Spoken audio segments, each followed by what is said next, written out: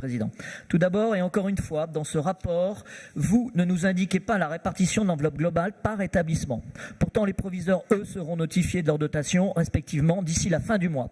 Force est de constater, encore une fois, Monsieur le Président, la réticence de votre exécutif et de vous-même à apporter un minimum de clarté.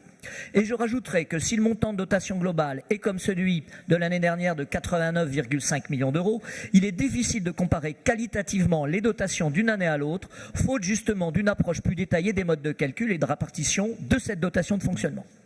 Ensuite, vous nous présentez une dotation de fonctionnement a priori stable par rapport à 2018, comme je viens de le faire remarquer, sauf que si l'on prend la croissance démographique lycéenne globale de notre région, mais également l'inflation, qui sera en 2018 de presque 2%, avec en plus des dépenses énergétiques qui représentent un poste important dans la structure budgétaire d'un lycée, alors le ratio par élève de cette dotation 2019 sera en fait en baisse par rapport à celui de 2018.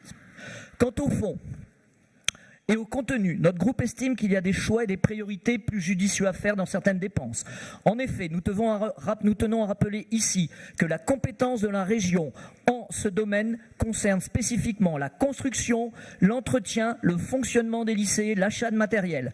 Et nous considérons donc que la région n'a pas à se mêler de pédagogie, que les contribuables n'ont pas financé par exemple des contrats d'objectifs tripartites, usines à gages dispendieuses, montagnes qui accouchent de souriceaux. Il en est de même pour certaines subventions périscolaires comme Découverte Région Lycée 2018-2019 pour plus d'1 600 000 € cette année.